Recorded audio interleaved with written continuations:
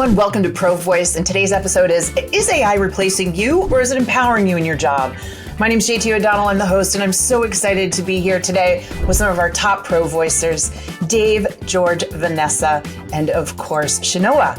And so we're going to dive right into it today. We're going to start with our mic check, and I want to ask them right away in the hot seat, 30 seconds or less, starting with Vanessa. Vanessa, is AI changing white-collar work? Do you see it as a threat or a tool? AI is undoubtedly reshaping white-collar work, but whether it's a threat or a tool depends on how you respond. Yes, AI will displace certain roles, particularly administrative and deskless manufacturing and retail functions, but it also is unlocking unprecedented opportunities for professional reinvention, financial growth, and global reach. I love it. Dave, what do you think? I view AI as a tool. So in the rhythm of a product manager in the day in the life, I'm seeing AI being used in two strategic ways. First, tools like Copilot are streamlining how we work, whether it's enhancing productivity in everyday tasks or helping to draft clearer product requirements, refining communications in email and presentations, or just organizing complex thoughts into compelling narratives. So I see AI acting like a partner that speeds up execution without sacrificing quality. I like that. I'm actively applying AI to automate workflows that directly solve customer pain points. And these aren't just back office efficiencies. They're revenue-facing opportunities that help customers operate leaner, faster, and smarter, ultimately boosting their bottom line. I love it. So Dave says tool. Shanoa, what do you think? Threat or tool in your line of work? I absolutely think that it's a great tool. So I think that AI, while it's a great hook out there to say that AI is going to take your job because it's interesting. The reality is that there's going to be a lot of jobs out there where there's a human in the loop. And so AI might not necessarily take your job, but it may take the tasks within a job. And it may take the tasks that you don't necessarily want to do. At the end of the day, we have an enormous amount of data that we're collecting. So I went to a conference and they said, we're swimming in sensors, we're drowning in data, and we can't handle it.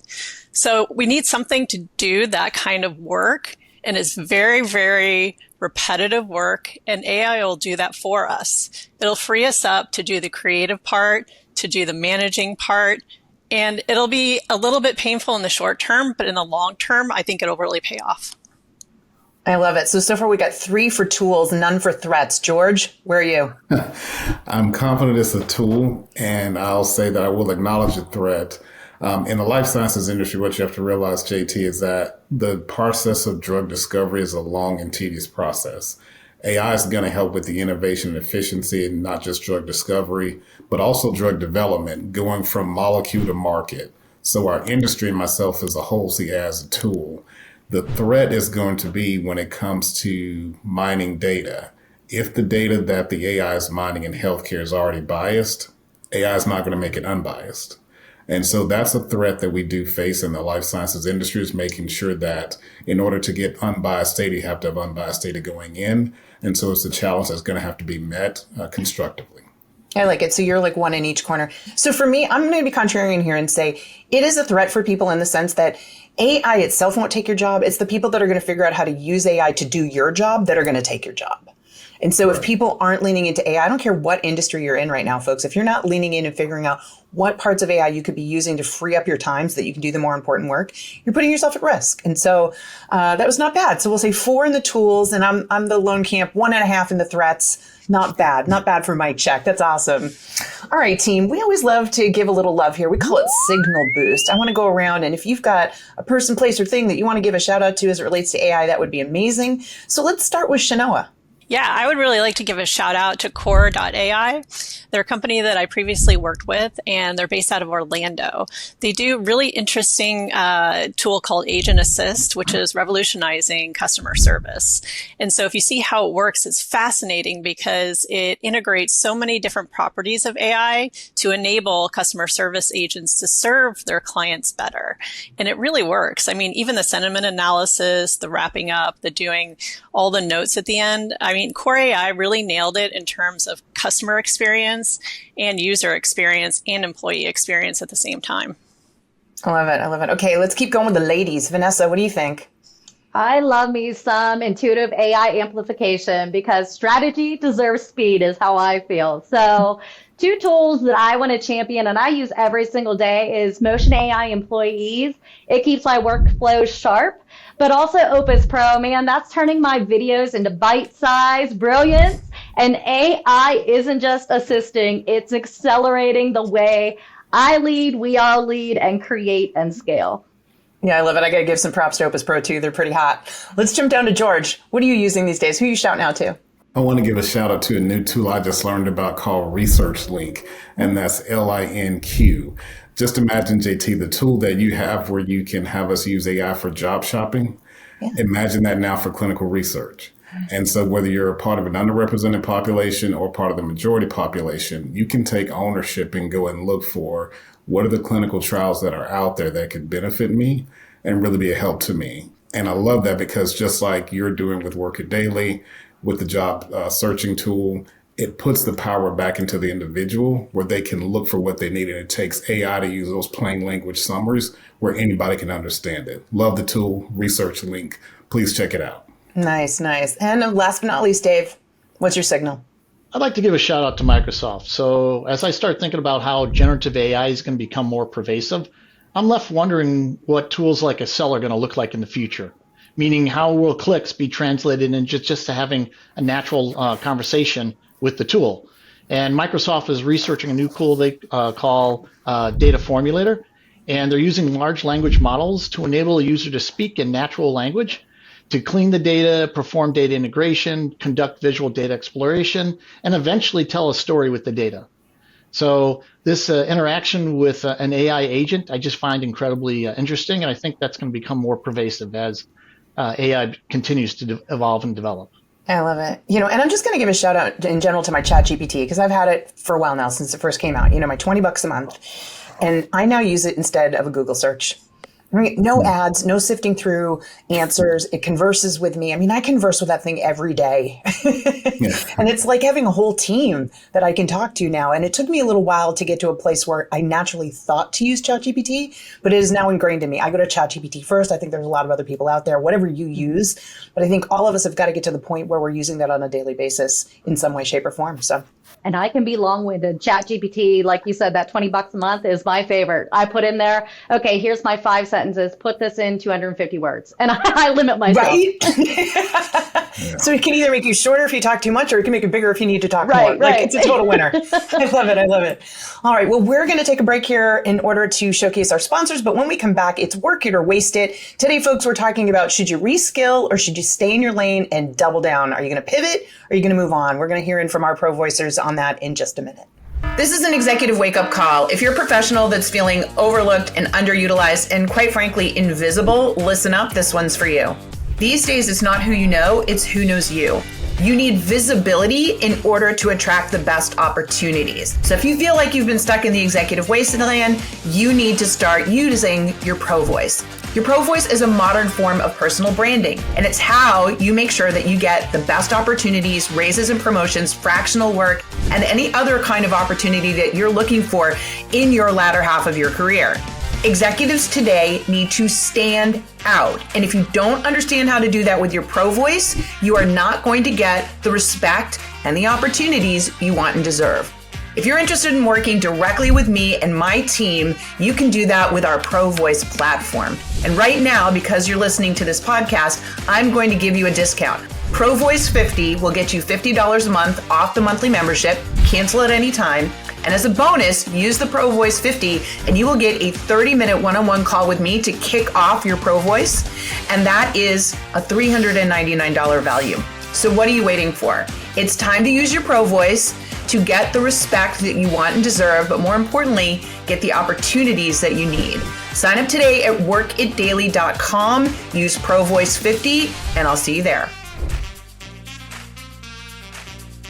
Okay, let's bring it back. So this is Work It or Waste It. Folks, what do you think? Reskilling or staying in your lane and doubling down on what you're doing right now? Each of you are in a different area of expertise. Share what you think people should be doing in this completely crazy era where AI is disrupting everybody's jobs. Let's start with Dave first. So in this job competitive market, doing more with less. I think reskilling is the opinion only way to go. Others will be using AI for a productivity tool. So if you don't do the same, keeping up with increasing in the workload, that's going to be a real challenge. I totally agree. I totally agree with you. Let's jump over to Vanessa. Work it or waste it. Reskilling? So in the age of AI, staying in your lane without evolving isn't strategy, it's stagnation. The real power move isn't choosing between reskilling or doubling down on your niche. It's actually both. So leaders who thrive in the future of work know how to upskill without erasing their true historical knowledge. And they know how to pivot with purpose, carrying forward deep industry knowledge while layering in digital fluency, strategic thinking, and AI capabilities. That's not abandoning your lane, it's widening it. I love it. I love it. Shanoa, what do you think? Reskill, pivot? So I think where you sit depends on where you stand. And for this, I think it depends on if you've been at a company that decided to be AI first a couple of years ago, or if you're in a company that is, not really a first mover in AI at all. And so I was fortunate enough to be a part of two companies that really pushed me forward. One of them actually had a program that was developed by MIT, and they really forced us to learn AI. I wouldn't say force. I enjoyed it.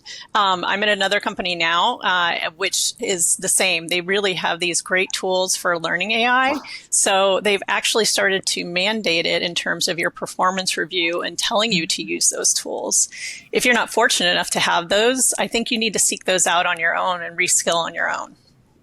I love that. Love it. George, what do you think? Reskill, pivot?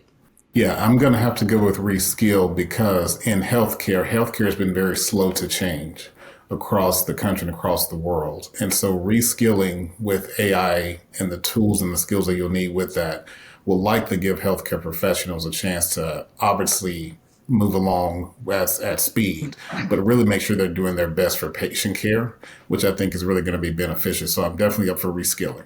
I love it. And I think there isn't a single industry out there right now. I'm going to say reskill, but reskill AI-focused reskilling. I love what you were just talking about, Shanoa, that your company's mandating it. I think, unfortunately, a vast majority of companies aren't because they don't know what people should be doing with AI yet in their companies. So you know what? They're going to look for the people in the company that figure it out on their own. And I think you're crazy not to lean in right now and say, I don't need my company to give this to me, which a lot of people do. They go, well, I'll learn AI when my company forces me to. That's a really bad move, in my opinion. I think you absolutely should be proactively learning, investing, whatever it takes so that you're one of the first people in your company that understands how to use AI as it relates to your industry and field. So that to me, that is proactive reskilling on your own dime, because I think that's what's going to save your job in the future. The reality is AI is making it possible for somebody to do the job of 10 people, 20 people, 100 people. Again, if you aren't figuring that out, you're going to be one of the ones that loses the job. So I think we're universally on the same page about the reskilling, folks. There it is. All right, let's move on, folks. This is in my industry. So you're all in a slightly different industry. If you don't mind, when I pick on you, tell folks the industry that you're in. Tell us how AI has been coming for jobs in your industry, and what are you doing, or what do you see people that are, at risk in your industry doing to ward off that threat? So let's start with Vanessa. So AI did knock. It came for all of our jobs and all of our routines across every single sector. So I'm in the corporate, government, small business, and nonprofit space. So I've crossed all of that. I'm a cross-sector leader. But I didn't panic. I pivoted. As a cross-sector leader, I've seen systems that fail when people aren't prepared, and I've seen them succeed when they're empowered. So I did what I always do. I fixed the system first. I turned AI from a disruptor into a strategic advantage. I trained it to be my employee, my researcher, and my optimizer. I automated the noise, so I really could amplify the work that matters: strategy, impact, and innovation. I didn't fight AI by resisting it. I fought back by mastering it, using it to extend my reach, increase my value, and liberate myself from the limits of one desk, one office space, and one employer. Now I operate as a fractional space, influence executive ecosystems, and design scalable solutions that elevate human potential with AI, not against it. So yes, AI came for my job. I responded by showing up as a leader who understands systems and adapts through learning and building futures, not as a victim of disruption, but as an architect of reinvention. I love that. I love that. You gave it the 1-2 punch, right? You fought right back. That's amazing. Let's jump down to George, because George, people hear healthcare as a general field, right? And I know there's more specificity in yours, but everyone go, oh, well, healthcare jobs are safe. AI can't do a healthcare job, but they're just not thinking the bigger picture, right? Yeah. Yeah. When it comes to healthcare, there can be some vulnerable positions because obviously AI can quickly and rapidly do some administrative tasks that I think some people in healthcare have a risk of being made redundant because of the accuracy and the level of efficiency you can see in healthcare and taking some of those jobs. The way that I embraced it is before life sciences companies started hiring a huge amount of tech staff, I went out and said, what is the gap that this is going to give me that I've never been able to fill? And for years, when you have a field team, let's say field sales, field medical, doesn't matter, you have the opportunity to say, okay, I'm the leader. I'm going to go out and work with my sales team or my medical team, and I'm going to see and coach them on what they do. But nobody's coaching the leader. And so there was a big gap in understanding. It's not just how that leader shows up in front of a customer, but how are they coaching somebody? And so when I was using AI, it could tell me things that I could never tell as a human. I know when somebody's talking too much, but I can't break it down to 56%, 44%. I can't break it down to questions being used, things like that. And so being able to have that kind of a tool to say and help that person realize, hey, here's some of my gaps, here's where I need to get better, was really powerful and really helped to move the organization forward, especially the field teams, so they could get better coaching to really coach their people. I love it. I love it. Oh my gosh. Shinoa, what about you? Sure. So I'll talk a little bit about financial services. I think one of the distinctions when you talk about industries that are influenced by AI are ones that are heavily regulated and ones that aren't so regulated. So being in tech and financial services, like tech companies can just run away with it. Like it comes in, they can take it, they can do whatever they want. Financial services companies are regulated by FINRA, the SEC, the OCC, and there are severe penalties if you don't fall in line with what their guidance is. So they and the government have been a little bit slower to kind of think about what that means, even for, say, credit unions. But there are places where it's easier to adopt. So the easiest places are when it comes to customer service. So you'll find like the agent assist programs, sentiment analysis. Also, when you look at it, like it's a lot of document and data. So much of financial services is data now because it is technology. And it's just almost impossible to digest that amount of data accurately. I wouldn't even say that it would be taking a lot of jobs. I say that there are jobs that don't exist that need to exist. The AI is going to do far better and really help financial services companies to meet their regulatory obligations. So those are kind of the key areas that I see influencing financial services as far as going to investment banking and making those decisions. It's a lot harder because, as we said before, I've said before in some of my videos, when you get to the point where you're putting that kind of information into a large language model, it becomes very proprietary and also privileged, and it can be subject to, a court or a subpoena. So I see those as being where that's the human and not necessarily the AI. Yeah, I love it. I love it. Dave, what do you think? So I come from the technology sector and I'm involved in product development. And when I saw Copilot formally introduced, I observed that most product managers first perceived AI as a job replacement. Mm-hmm. And I found that thinking kind of short-sighted because it became rather obvious that a good product manager will use AI to serve as an accelerant for high leverage thinking. And AI can be leveraged to write crisp product requirements, summarize feedback, turn meetings into actionable insights. So I saw using AI as a product to help managers spend more time in strategic thinking, translating business goals and product outcomes, and less on task execution. Yeah. And I'll just say across the board, all of you kind of mentioned this, but for me being, in the career coaching, professional development industry, companies don't want more employees. They want less. Employees are unpredictable, unreliable, and expensive. Yeah. And so any place where they're going to be able to get rid of a human and create that consistency, they're going to do it. But as you've all talked about, it also creates opportunities. There still are going to be things that humans need to do in order to leverage that AI or take everything to the next level. So I just think there are going to be some incredible jobs in the future that I think Shanoa said it earlier. We don't even know the job titles yet, right? But there are going to be some amazing jobs in like the next 5 years. I remember the first time I heard prompt engineer, things like that. So I can't wait to see what comes up across the board. But all right, team, let's go into power pitch mode. Folks, everybody here is a member of the ProVoice team. These are experts that have been hand selected because of their knowledge, expertise in their industry and their skill set. They all do fractional work and help companies all around the globe improve their processes. I want to hear from each and every one of you, just really quick. How are you leveraging AI right now, especially when it relates to your ProVoice and doing fractional work? So let's jump over right back at you, Dave. Let's pick on you first. So I help product leaders bring innovative products to market. And as a workflow optimization guru, I use AI as a tool to unlock productivity and relieve customer pain points, ultimately boost the bottom line for customers. I love it. Anything to save the bottom line. George, what about you?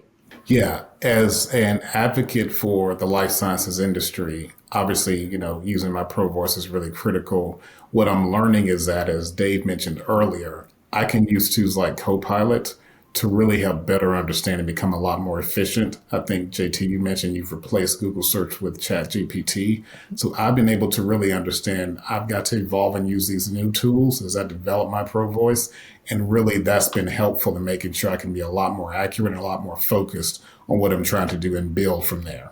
Amazing. Vanessa? So I help companies turn complexity into practical action and results by fixing systems that save money and make money. And AI, as I already mentioned, is my employee, my researcher, my optimizer, and really my force multiplier, freeing me to focus on that strategic innovation and creative change models for my clients that truly work for the future of work. I love it. And Shanoa, how about you? So I help companies turn their ambition into real business value. And I'll tell you what I mean by that. So at the moment, I'm consulting with a Big Four bank, and I do help companies to pick out their AI tools that they're going to use, understand what kind of investment they have to make, and develop their transition plans. So there's a whole process that needs to take place. And to be quite honest, it can be more expensive to do AI than to replace people with AI. So that's really where I come in. And also doing some of the back end work, I work in data tech. And so you have to get your data ready to go into AI. Otherwise, the AI is not going to work for you. So if you're looking for somebody to help you do that kind of transition and pick your AI tools, I'm the person. Yeah, I love it. I think what makes ProVoicers particularly unique, as you're all fractional workers, you are the strategists, you are the experts, but you also are able to be the doers now. Because you have, Vanessa, you've been saying that AI is your employee. Yeah. It's a set of employees. And so seeing people like you be able to not only come up with the concepts, but execute and do that for a fraction of the cost for these organizations, to me, that's the game changer. That's the future. Again, companies aren't going to need hundreds of employees to create a $100 million company, but they are going to need fractional ProVoicers like you who can do these things. So very cool to hear about it in all of your professions. Can't wait to see more. Visibility is everything in today's world, but getting noticed, that's tougher than ever. AI is making it easy for you to apply, to post, to connect, but it's also flooding the market with noise. Recruiters, potential clients, decision makers, they're swamped. They can't meet with everyone. And so many great professionals are getting overlooked every single day. That's why creating a strong professional brand is so important. But you might be thinking, I don't know where to begin. I don't know what content will work best. I don't even have the time to figure this all out. That's where McCoy comes in.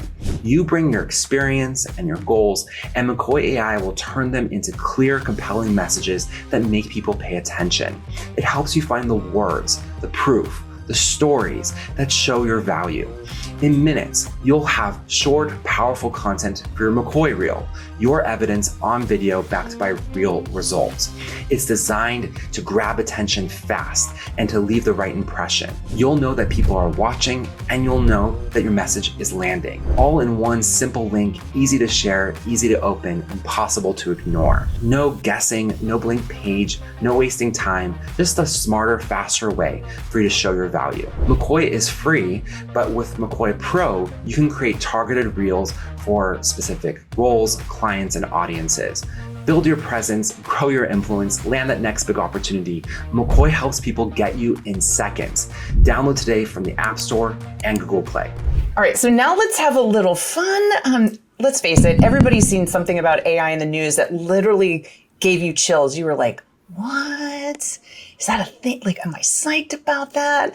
I'm going to go first and just say what's really blown my mind lately is AI video, and that people can create these entire movies, right? They can come up with a storyline. Like, you've seen the Yetis everywhere. Everyone's doing social media with the Yetis. Like, when I started to see that, I went, oh my gosh. I mean, that's an entire industry that spends hundreds of millions of dollars to make one epic film, and people are doing it, literally at their house for fun.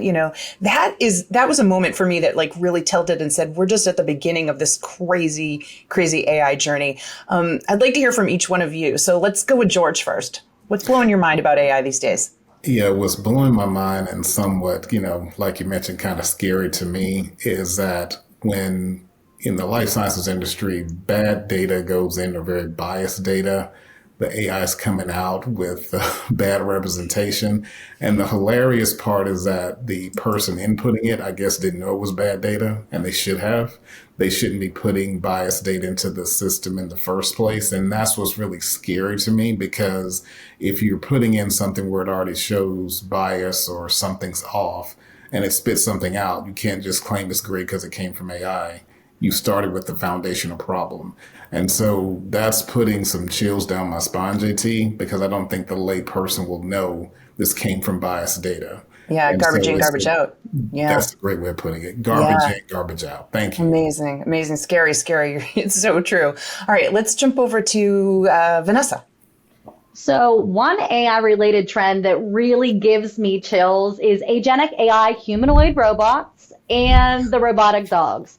Carnegie Mellon University is literally right in my backyard. So yes, I understand the life-saving functionality of both, and they're here, very present in our area. But man, I still get the chills and really have nightmares about uncontrolled agentic robotic dogs and humans walking around my city. I just do. I totally agree. I totally, like, they show up at your door delivering a pizza. Are you going to open the door? Probably not. Yeah.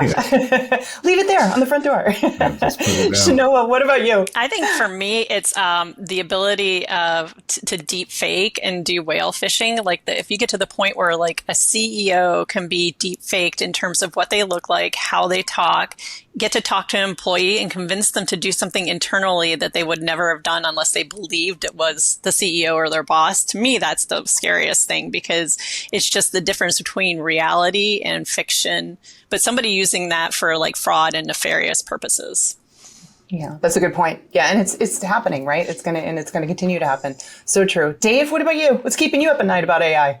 So using Copilot, as a productivity enhancement tool, and knowing that it's tied to my Office 365 experience, it's not hard to imagine in the future that Copilot could be used by my manager to help with my performance review, or scan my emails or my meetings, or think about how to score me relative to other peers. And I worry about that because I don't think that's too far off. Oh, I totally agree with you. That's such a great point. Remember during the pandemic, they were trying to scan your keyboards to know if you were working, right? Like, this is whole next level. Yeah. Amazing. Absolutely. Oh, this was a great session. I want to go around the room and have each of you just tell us where we can find you and what's one thing you love to work on most for your clients. Let's start with Vanessa. So my name is Vanessa Dodds. If you heard JT say, you can find me on subs.com under Vanessa Dodds. You can find me on LinkedIn also, and YouTube. And how you work with me, message me and we will do a discovery call to see if it's the right fit. And then we'll go into some exploration introductory calls and some engagement possibilities. But one thing you can do right now, if you want me as an ad hoc in your pocket, go to subs.com backslash Vanessa Dodds, and I'm a message away, just a subscription per month, cancel anytime. Love it. Love it. George, what about you? Where can we find you? You can find me on LinkedIn, George Clayton, PharmD, and you can also find me on subs.com @George Clayton. And definitely I can help your organization understand how do we really navigate some of the complexity around the life sciences industry when it comes to this whole DEI space and really making sure that we are still in a good place. But then also my experience as a medical coach, as a field medical coach, also field sales coach, could really be beneficial. And again, you can find me at subs.com, and you can also look up how to work with me there. Love it. Dave, what about you? I can be found on subs.com and LinkedIn as well. And you're welcome to message me for any problems relating to product development, go to market, strategy, all things, in terms of developing products. I'd love to help you out. Amazing. And Shanoa? Yeah, you can find me primarily on LinkedIn and Subs, also on TikTok. So just like they said, it's subs.com. Shenoa, Shenoa, you probably will not find too many. And then my last name, Simpson. So I can help you with your overall AI strategy, but really what investment you need to make, how that works with your workforce, the implementation, and the communication, which is really key. So I'd love to work with you. Yeah, folks, you can find all of these Pro Voicers on subs.com. They are a partner. We absolutely love them. The links will be in the show notes wherever you're watching this podcast. And please check them out. They, like Vanessa said, Subs allows every single one of these Pro Voicers to be in your back pocket. You can message them directly and get the advice and the answers that you need. And with that in mind, we've got Pro Voice in the can. Thank you, everybody, for stopping by today. We will see you next time. Remember, if you want to win, you got to work it daily. And in order to do that, you got to get out your Pro Voice. Good luck. Go get them.